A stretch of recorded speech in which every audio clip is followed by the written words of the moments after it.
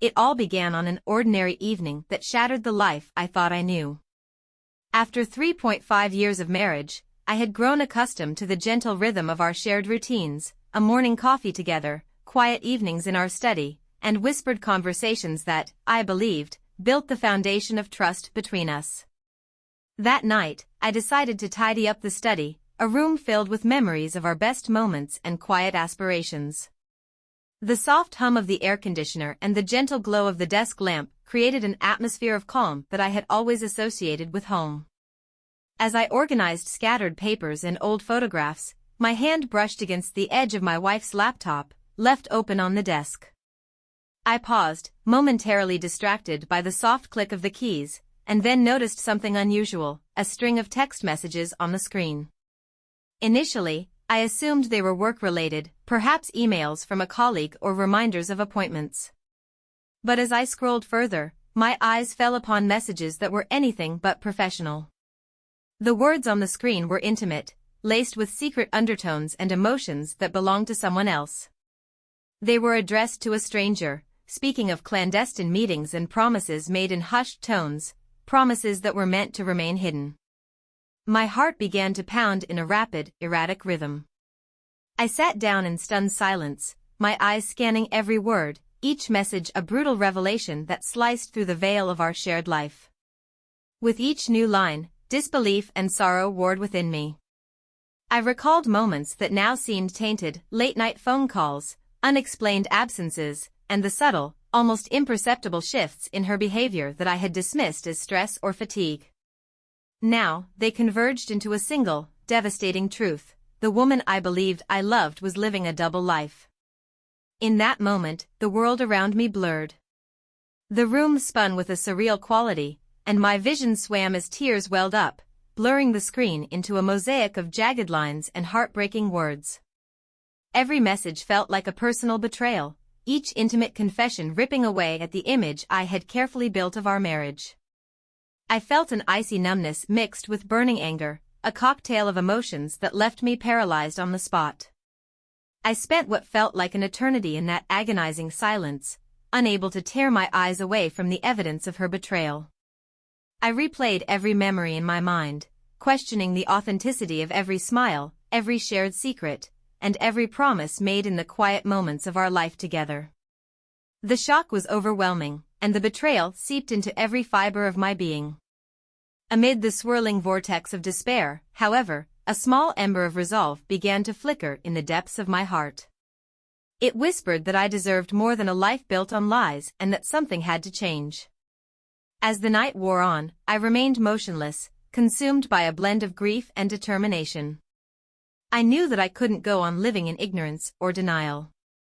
In that moment of painful clarity, I silently vowed to myself that I would confront this truth head-on, no matter the cost. That discovery, painful and raw, marked the beginning of a journey to reclaim my identity, to understand the nature of the love I once believed in, and to decide what my future would hold. It was the start of a transformation that I had never imagined, all sparked by the unintentional unveiling of a secret I was never meant to know. The next morning, I awoke with a heart heavy from the weight of last night's discovery, a discovery that had shattered the very foundation of our marriage. The darkness of the previous evening's revelations still clung to me like a shroud as I rose, each step measured with the painful resolve that something had to change. I knew that I could no longer bury the betrayal in silence. Today, I would confront her, away from the prying eyes of the world, in the quiet intimacy of our home. I waited until the house was still, the soft glow of dawn filtering through the curtains in our bedroom, casting long, somber shadows on the floor. With trembling hands, I gathered the evidence, the damning text messages that I had found on her laptop, and prepared myself for the confrontation. My footsteps were deliberate as I approached our bedroom door, the silence inside broken only by the steady beating of my heart. When she emerged from our adjoining room, her eyes still heavy with sleep, I could see no hint of suspicion in her gaze. I gestured silently for her to come over, motioning to the open laptop on the desk. The messages glowed on the screen like an unwelcome beacon of betrayal. As soon as her eyes fell upon the intimate texts addressed to a stranger, words filled with secret meetings and hushed promises. A flash of panic crossed her face. For a split second, I thought I might see remorse, but it was quickly replaced by a jittery, feeble denial. Her voice, when it came, was shaky and unconvincing. I don't know what you mean," she stuttered, her words tripping over themselves in a desperate attempt to deflect. I searched her eyes for any sign of remorse, but all I found was a cold, distant fear, a reflection of the truth I had already seen. Instead of the heartfelt apology I had secretly longed for, I was met with a jumble of half-hearted excuses that barely masked the reality of her deceit. In that heavy, oppressive silence that followed, I could almost hear the unspoken admission between us. The silence itself was more damning than any accusation could have been. It confirmed that our marriage, once built on trust and shared dreams, was now irrevocably fractured. I tried to ask, softly, how long, but her eyes darted away, and no answer emerged. The question hung in the air, unanswered, as if our very souls were acknowledging the chasm that had opened between us. That conversation, brief and agonizing, ended without resolution, a mutual, unspoken agreement that what we once had was beyond repair. I left that encounter feeling a strange mix of numbness and liberation. There was a piercing pain in my chest, yes, but also a growing sense that I deserved more than a life built on lies and broken promises. I realized that the woman I had loved was no longer the one I thought I knew, and the trust we once shared had been irreparably shattered. In the stillness of that painful morning, I felt a quiet determination begin to take shape within me. The confrontation had not offered me closure or healing. Instead, it had delivered a brutal, undeniable truth. As I walked away from our bedroom, I understood that the path ahead would be lonely and fraught with sorrow, but it was also a path toward reclaiming my dignity and rebuilding my life on my own terms. In that moment of raw, heartbreaking silence, I knew I had taken the first step toward a future where I would no longer allow betrayal to define me. I spent the night in restless silence, knowing that my departure could no longer be delayed. As the first hints of dawn crept over the horizon, I rose with a heavy heart and determined resolve. I had meticulously planned my exit, not with dramatic farewells or tearful goodbyes, but with the quiet certainty of reclaiming my own life. In the dim pre-dawn light, I gathered a single bag, one that would carry not only my few personal mementos but also the weight of memories and a promise of a fresh start. I placed carefully chosen photographs, a cherished notebook filled with my thoughts, and a couple of small trinkets that once symbolized happier times inside the bag. I added a change of clothes, the essentials that would help me start over, each item a silent testament to the person I hoped to become. Before the household stirred, I moved silently through the darkened halls of our home.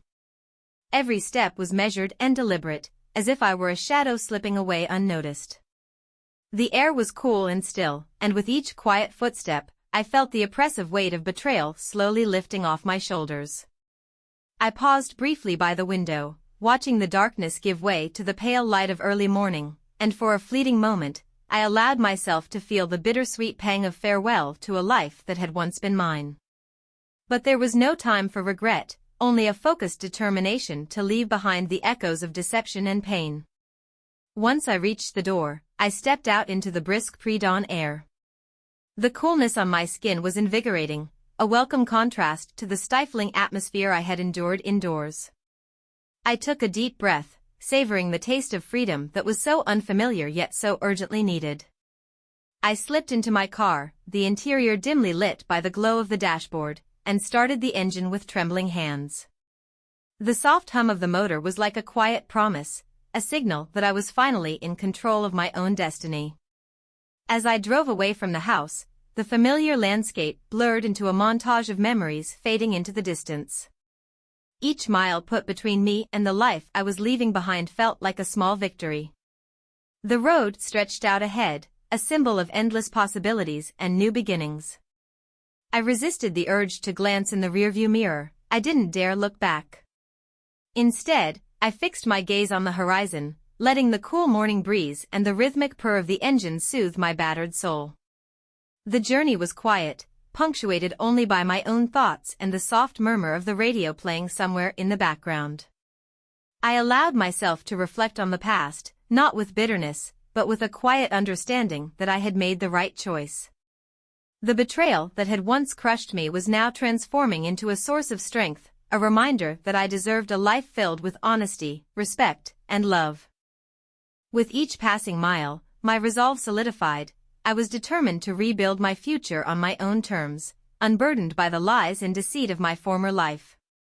In that solitary drive, I found a measure of peace. I was leaving behind not just a house, but a chapter defined by heartbreak and betrayal. Instead, I was embracing the uncertainty of a new beginning, a fresh canvas on which to paint a life that truly reflected who I was. The quiet exit was not an end, but the start of a journey toward rediscovering my own worth and reclaiming my dignity, 1 mile at a time. In the days that followed my quiet departure, a storm of emotions crashed over me, grief, anger, and an overwhelming numbness that left me feeling hollow. I sought refuge with a trusted friend whose home became a sanctuary amid the chaos. Her cozy apartment, with its warm lighting and familiar, comforting decor, offered a temporary escape from the relentless pain of betrayal. Yet even in this safe haven, I couldn't escape the inner turmoil that raged within. Each day, I awoke to a silence that was as deafening as it was isolating. The memories of our life together, once a source of comfort, now felt tainted with the bitter taste of deception. I found myself rereading old messages and revisiting cherished photographs, each artifact a cruel reminder of a past that had been irrevocably altered by lies. In those quiet moments of introspection, the once joyful words of love and commitment turned into painful echoes of betrayal, and the trust one had so deeply believed in disintegrated before my eyes. Determined to make sense of the overwhelming flood of emotions, I began documenting every detail in a journal. With each careful stroke of the pen, I attempted to capture the raw truth of my experiences, the initial shock, the gradual descent into loneliness, and the slowly emerging resolve to reclaim my identity. I wrote about every tear shed in the darkness, every pang of anger that left me shaking, and every fleeting moment of numbness that threatened to swallow me whole. The journal became my confessional, a place where I could pour out my sorrow and begin to understand the intricate layers of my broken trust. Therapy sessions soon became an integral part of my daily ritual. In a quiet room with soft, neutral colors and a compassionate therapist who listened without judgment, I started the painstaking process of untangling my emotions. In those sessions, I learned that healing wasn't linear, it was a winding path with setbacks and small victories. I confronted the guilt I felt for loving someone who had betrayed me, and I began to see that the lies that had so shattered my self-worth were never truly a reflection of my value. I also found solace in long, solitary walks through the early morning mist and the cool evening air. With each step, I felt as though I was slowly peeling away the layers of hurt and disillusionment that had built up over the years. The rhythmic pace of my footsteps and the gentle caress of the breeze offered a meditative reprieve from the constant churn of my thoughts. These walks became my moving meditation, moments when I could allow the quiet of the world to speak to me, guiding me back to the person I had once been before the lie. Despite the heavy cloud of isolation that hung over me, I gradually started to see glimmers of hope. In the soft rustling of leaves, in the distant hum of city life, and even in the comforting routine of a warm cup of tea, I began to rediscover fragments of who I was. Each day, I collected small victories, a genuine smile that crept across my face when I recalled a fond memory, the satisfaction of finishing a journal entry that articulated a painful truth, the simple pleasure of a quiet moment alone with my thoughts. The aftermath of betrayal was a harsh and lonely terrain, but it was also the beginning of a new chapter. Though every step was burdened by sorrow, I was slowly piecing together a roadmap to reclaim my identity. The journey was painful, but in the isolation, I found the space to reflect, to grieve, and ultimately, to heal. Each day, as I confronted my past and embraced my solitude, I took one more step towards rediscovering the person I was meant to be, free from the shadows of betrayal, ready to forge a future defined by my own worth and resilience. In the weeks that turned into months, I resolved to reclaim the pieces of myself that had been scattered by betrayal. The decision was both liberating and terrifying, I was determined to rebuild my identity from scratch, to rediscover the passions and strengths that had been buried beneath a mountain of deceit and heartache. I started by enrolling in classes that sparked long-forgotten passions. Every Tuesday and Thursday evening, I attended a creative writing course at a local community center. I had once dreamed of writing stories that could touch lives, and now I found solace in pouring my thoughts onto paper. With every carefully crafted sentence, I began to express the emotions I had long suppressed, the pain, the anger, and slowly, the budding hope that whispered of a better future. The act of writing became my therapy, a way to make sense of the chaos inside me and to forge a narrative of resilience. At the same time, I rediscovered my love for photography, a hobby that had always been my escape. I signed up for a beginner's photography class, and with each click of the shutter, I captured moments of raw beauty in everyday life.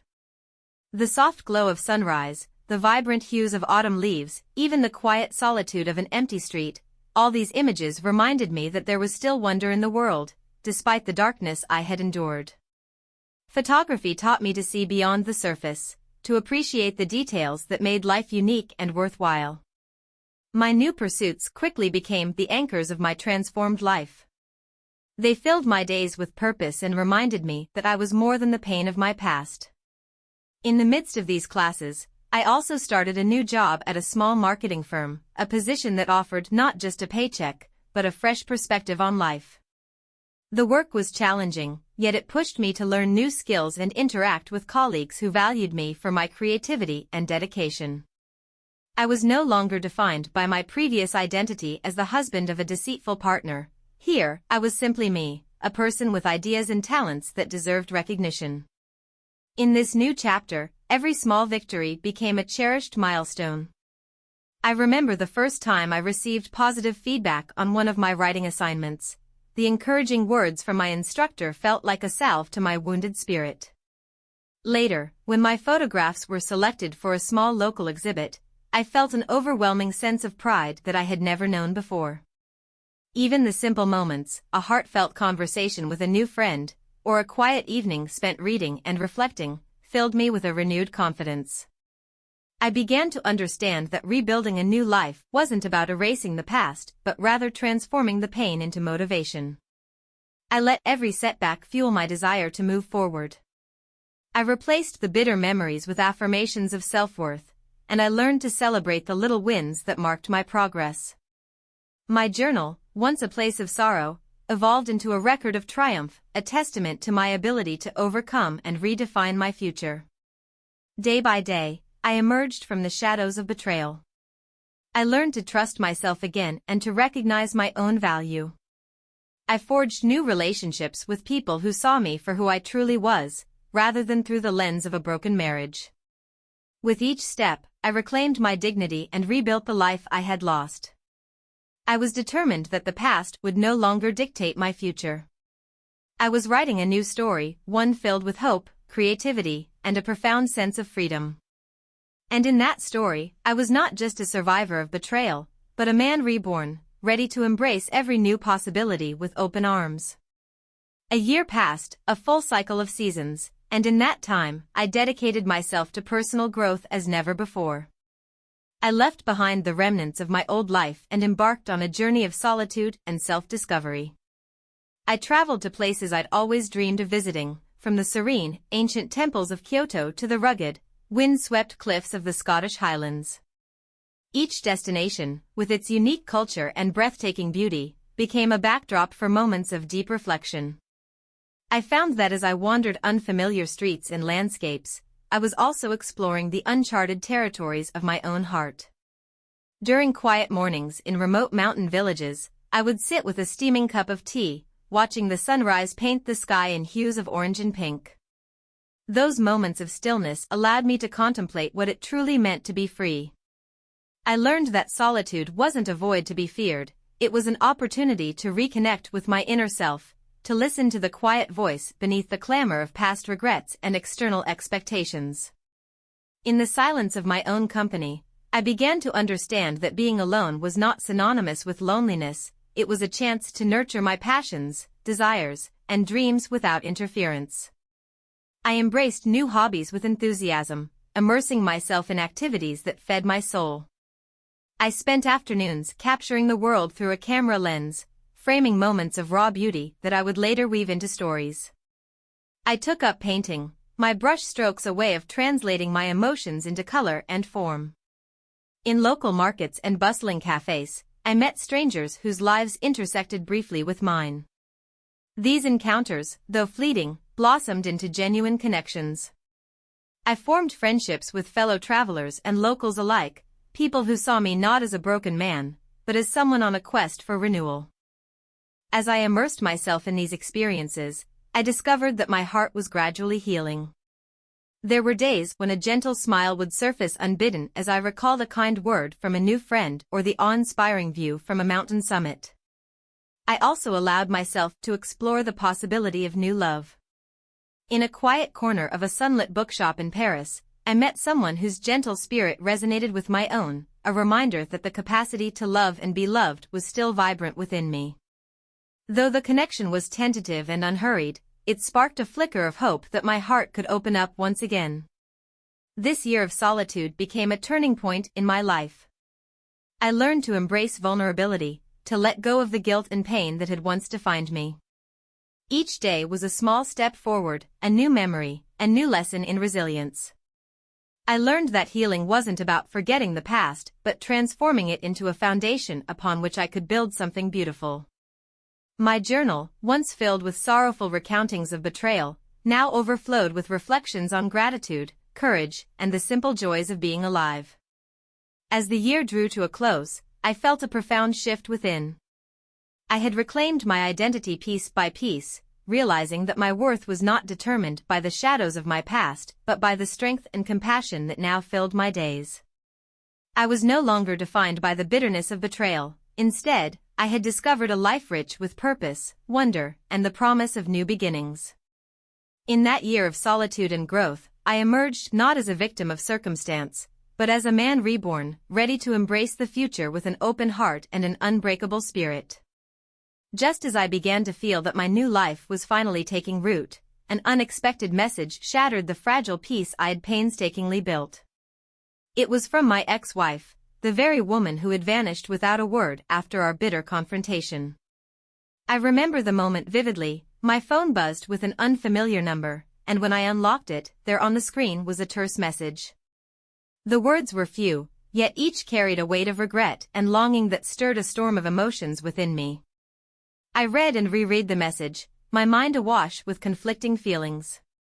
Anger bubbled beneath the surface at her sudden disappearance, coupled with a profound sorrow for the love and trust that had been lost. At the same time, a spark of curiosity ignited, a need to understand what had driven her into silence for so long. For days, I wrestled with these emotions. Every time my phone vibrated, I felt a familiar surge of anxiety mixed with anticipation. I debated whether to reply or to let the past remain buried beneath the rubble of our failed marriage. I questioned myself. Was I ready to reopen a wound that I had fought so hard to heal? Was this message an olive branch seeking forgiveness, or simply another attempt to reinsert herself into my life for reasons I could not yet discern? I found myself lying awake at night, replaying our last conversation in my mind and wondering if perhaps there were truths left unsaid. The silence that had followed our confrontation had been deafening, leaving me with more questions than answers. Ultimately, despite my better judgment, a part of me craved closure, a final conversation to understand her motives, to address the lingering pain, and to finally put to rest the ghost of what we once were. With trepidation, I sent a cautious reply, suggesting we meet at a neutral, quiet café, a place where the clamor of everyday life might provide a soothing backdrop to an otherwise heavy reunion. The days that followed were agonizing. Each moment felt suspended in uncertainty as I awaited her response. I found myself checking my phone incessantly, my emotions oscillating between dread and a desperate hope that this meeting might help me make sense of the chaos that had once defined our marriage. When the day of our meeting arrived, I approached the café with a mix of apprehension and determination. The establishment was modest, a quiet nook on a bustling street, with soft jazz playing in the background and gentle sunlight filtering through large windows. I chose a table by the window, hoping that the natural light would lend clarity to the conversation that was about to unfold. Every minute felt stretched, the ticking of the clock an unyielding reminder of the gravity of this moment. Finally, she arrived. As she walked in, I could see the lines of regret etched on her face and a vulnerability that I had not expected. Our eyes met briefly, a silent acknowledgement of shared history and the pain that had haunted us both. I wasn't sure what to say or how to begin, but deep down, I knew that this encounter was a necessary step towards reclaiming the narrative of my own life. In that quiet, tense moment, I realized that perhaps closure wasn't about reconciliation, it was about understanding, accepting the past, and freeing myself from its hold once and for all. The day of our meeting arrived under a gloomy, overcast sky, perfectly mirroring the storm of emotions swirling within me. I arrived at the café early, my heart pounding with both apprehension and a cautious hope that this confrontation might finally offer the closure I so desperately craved. The establishment was quiet, its subdued lighting and soft, ambient music providing a gentle backdrop to what I knew would be a difficult conversation. I chose a small table by the window, where the diffused light allowed me to see outside and, in a way, symbolized my desire to look beyond the past. Before long, she walked in. Time seemed to slow as I watched her approach, her presence stirring up a maelstrom of unresolved feelings. She wore a simple coat and carried herself with a tentative grace, and as she took the seat opposite me, the silence between us was heavy with the weight of our shared history. We exchanged brief, almost awkward nods, no pleasantries, no small talk, just the raw, unfiltered acknowledgement of the pain that had brought us here. After a few moments, she broke the silence with a soft, trembling voice. "I'm sorry," she began, and the single word carried with it an ocean of regret. Her eyes, filled with a mixture of sorrow and vulnerability, met mine as she continued, explaining in halting, hesitant phrases the guilt that had driven her into a prolonged silence after our confrontation. She spoke of her own internal battles, of feeling overwhelmed by the shame and confusion that had swallowed her whole, and of the regret that had haunted her every day since I left. Her apology, though not adorned with grand gestures or flowery language, was sincere, a quiet admission of her wrongdoing and the pain she had caused. I listened intently, my own emotions a tangled mix of lingering hurt and a desperate desire for closure. My heart ached as I recounted in my mind the long, lonely months I spent rebuilding my life from the wreckage of our shattered marriage. I knew that forgiveness, if it were ever to come, would not be immediate, and perhaps it might never fully erase the scars. Yet, in that vulnerable conversation, I felt compelled to share the extent of my pain, the sleepless nights, the endless questioning of my worth, and the painstaking journey I had embarked upon to rediscover who I truly was. I spoke of how I had learned to find solace in solitude, how each day became an exercise in reclaiming my identity, and how slowly, I had begun to stitch together the broken pieces of my heart. I made it clear that my journey forward was one of self-respect and healing, a journey that could not include a return to what was irreparably broken. I told her that while her apology was a start, it did not erase the betrayal, and I needed to move forward without the constant weight of the past pulling me back. As our conversation unfolded, I sensed a mutual, albeit tentative, understanding emerging between us. We did not reconcile our differences or mend the fractures of our former life. Instead, we reached an unspoken agreement to acknowledge the past for what it was, a painful chapter that had finally come to a close. When the conversation drew to a close, a profound silence settled between us, one that was both sorrowful and liberating. We parted ways with a final, lingering look. In that moment, I felt a weight lift from my shoulders. I had confronted the ghost of our shared history, reclaimed my narrative, and taken a decisive step toward a future unburdened by the echoes of betrayal. I walked away with a renewed sense of self, ready to embrace a life defined not by past mistakes, but by my own hard-won strength and resilience.